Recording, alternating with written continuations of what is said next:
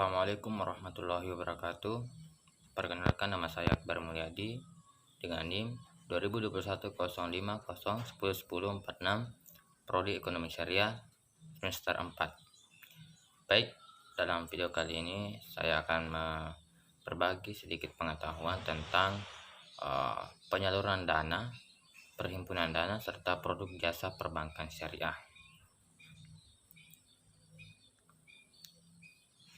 Baik, ada 3 pokok pembahasan yang dibahas, yaitu pertama ada akad dalam menghimpun dana dan menyalurkan dana, yang kedua adalah instrumen perhimpunan dana bank syariah, dan yang ketiga produk jasa perbankan syariah. Baik, kita lanjut.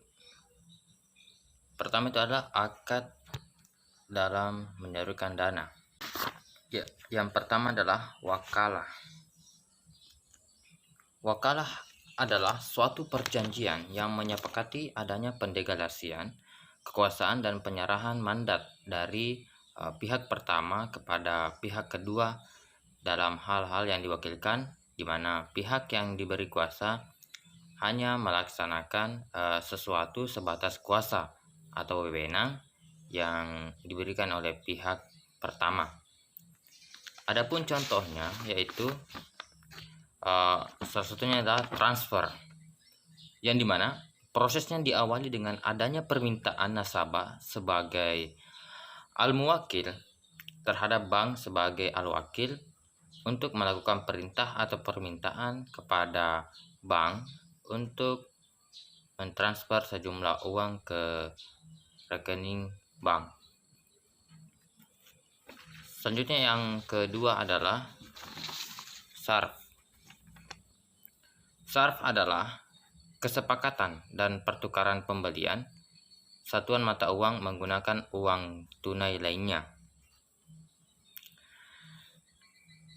Pertukaran jual beli dalam bentuk uang asing atau valuta asing dapat dilakukan dengan baik menggunakan standar moneter yang homogen, misalnya rupiah terhadap rupiah, maupun heterogen, misalnya rupiah terhadap dolar ataupun sebaliknya.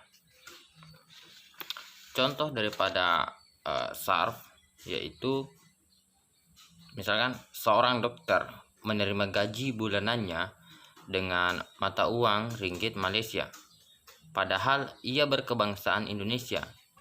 Saat ia akan pulang menukarkan uang dengan mata uang rupiah, apakah hal itu diperbolehkan? Tentu itu boleh, menukarkan mata uang ringgit dengan mata uang rupiah, asalkan dengan ketentuan sesuai kurs yang berlaku dan dilakukan secara tunai. Yang ketiga adalah hawalah. Hawalah adalah, menurut ilmu fikih, pengalihan penagihan utang dari orang yang berutang kepada orang yang menanggung hutang tersebut. Jadi dapat disimpulkan bahwa hiwalah adalah pemindahan utang dari orang yang meminjam kepada pihak lain yang menjamin pelunasan utang tersebut. Contoh dari akad hawalah ini yaitu misalkan A meminjam uang pada B sebesar 500.000. Di sisi lain, B juga memiliki utang kepada C sebesar 500.000. Jadi A membayar Rp 500.000-nya kepada pihak C. Nah, itu adalah satu contohnya. Selanjutnya yang keempat yaitu GAR atau pinjaman. GAR adalah pinjaman dana tanpa imbalan, yang dimana peminjam mengembalikan pinjaman dengan jumlah dan dalam jangka waktu yang telah disepakati. Hal ini dikarenakan dalam Islam adanya imbalan pada suatu pinjaman akan tergolong perbuatan riba. Selanjutnya yaitu kafalah. Kafalah adalah jaminan yang diberikan oleh penanggung kafil kepada pihak ketiga untuk memenuhi kewajiban pihak kedua atau yang ditanggung. Contohnya itu misalkan Agil akan membuat usaha ayam bakar, namun belum mempunyai modal untuk menjalani usaha tersebut. Sedangkan Andika sudah ingin memesan ayam bakarnya. Agar tidak kehilangan konsumen pertamanya, maka dari itu Agil mencari dana untuk meminjamkan uang untuk modal usahanya.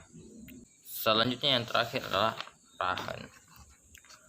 Rahan adalah perjanjian transaksi gadai yang dilakukan berdasarkan hukum dan syariat agama Islam.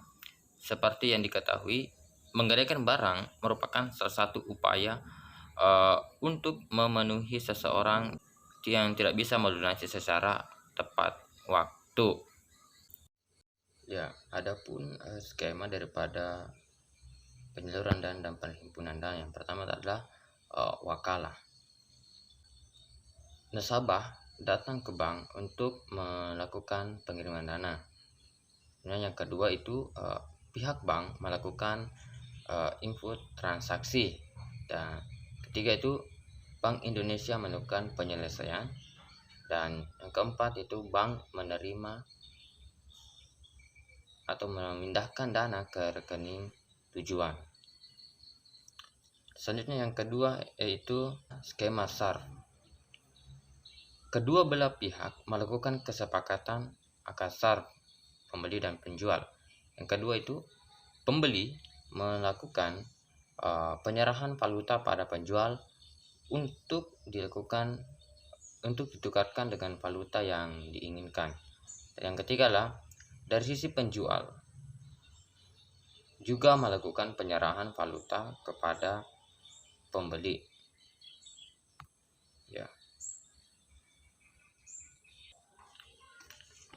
Ya, selanjutnya adalah GAR. Dari skema tersebut dapat digambarkan bahwa LKS atau Lembaga Keuangan Syariah hanya sebagai wadah dalam menyalurkan dana umat baik berupa zakat, infak, dan sedekah dalam bentuk GAR, yakni pinjaman tanpa adanya keuntungan. LKS dalam hal ini memberikan penilaian yang berhak memperoleh pinjaman GAR, dan LKS tidak boleh menarik keuntungan yang diperjanjikan. Dalam GAR ini, nasabah wajib mengembalikan dana kepada LKS sebesar pinjaman yang telah diperoleh, dalam artian LKS menerima kembalian modal dari nasabah. Selanjutnya yang keempat adalah kafalah. Secara umum, pengimplementasian akad kafalah dalam sistem perbankan syariah bahwa 1. Bank sebagai lembaga keuangan menjamin pihak yang ditanggung, nasabah, dengan menyerahkan jaminan atau garansi bank kepada yang tertanggung atau pihak ketiga, pemilik proyek, apabila di kemudian hari nasabah mengingkari janji. Nah, yang kedua adalah nasabah memiliki kewajiban kepada pemilik proyek untuk menyelesaikan pekerjaannya sesuai dengan kesepakatan atau perjanjian kerja yang telah disepakati sebelumnya. Ya, selanjutnya adalah rahan. Dimaksud adalah rahan sini pertama, pemberi pinjaman menyepakati akad rahan atau akad rahan tajlisi dengan pinjaman. Yang kedua adalah pemberi pinjaman menerima barang atau surat berharga atas barang. Dan yang ketiga adalah penerima barang-barang akan mengembalikan barang yang akan dijaminkan ketika akad selesai. Dan yang terakhir adalah hawalah. Ya. Kedua di sini adalah instrumen dana bank syariah. Ada 3. Yang pertama ada giro syariah, deposito syariah, dan tabungan syariah. Giro syariah adalah salah satu produk bank syariah yang termasuk kategori simpanan atau perhimpunan dana yang digunakan untuk pembayaran non tunai. Yang kedua adalah deposito syariah, yang mana merupakan bentuk investasi sesuai dengan prinsip mudharabah dengan pilihan waktu yang berjangka, baik itu harian, bulanan. Selanjutnya yang ketiga adalah tabungan syariah.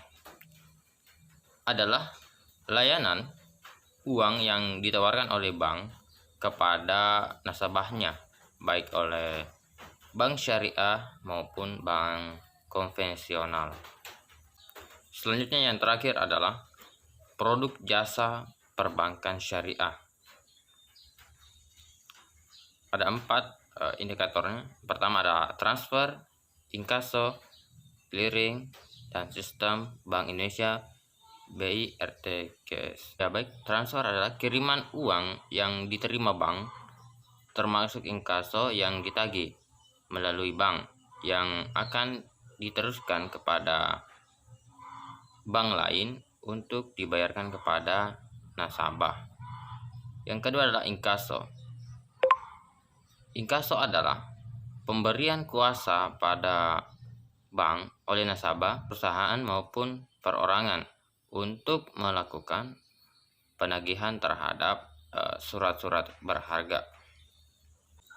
Ya baik, yang ketiga adalah clearing. Clearing adalah pertukaran warkat atau data keuangan elektronik DKI antar peserta clearing, baik atas nama peserta maupun atas nama nasabah peserta yang perhitungannya diselesaikan pada waktu tertentu. Yang terakhir adalah sistem Bank Indonesia BI RTGS. Sistem Bank Indonesia Real Time Gross Settlement atau BI RTGS merupakan infrastruktur yang terkoneksi dengan infrastruktur keuangan utama lainnya pada sistem keuangan dan proses transaksi dengan nilai besar. Itu tadi sedikit pemaparan materi dari saya terkait dengan perhimpunan dana, penyaluran dana, serta produk jasa perbankan syariah. Terima kasih. Assalamualaikum warahmatullahi wabarakatuh.